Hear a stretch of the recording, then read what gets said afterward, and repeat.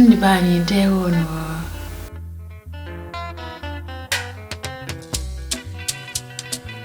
Aha m bụ Obineke Amechi Onwukanjo. Abụ m nwa Dr. Vincent Onwukanjo. Eji m ohere a na-ekele unu n'ihi ịkwado nke unu kwadoro nna m kemgbe o bidoro dị ka onye nkụzi Igbo. Ndị be anyị si na ahụ nwata echeta nna ya.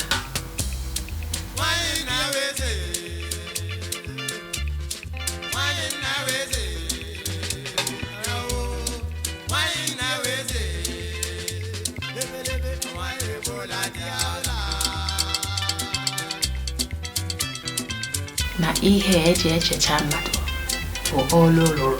Igbo people are well known to be connected with the Jewish people. Actually, if Obi can correct me, yes, if I'm wrong, that everything, some of the things that we do, the sacrifice, the form of sacrifice that we do, and all the cultural things that we do, it's just the same thing as what the Hebrews and the Jewish people do. And it's really a pleasure to see all kinds of Igbo people coming out here to enjoy themselves together, and the lovely Igbo music that is coming out here. See, Hear, Speak Igbo, Volume 1, Igbo Language Absolute Beginner Series by Dr. Vince Amechi Onwukanjo.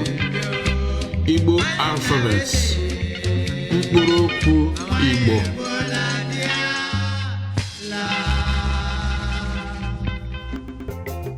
If you're on Facebook, type in Ogende Igbo, and don't forget to like us.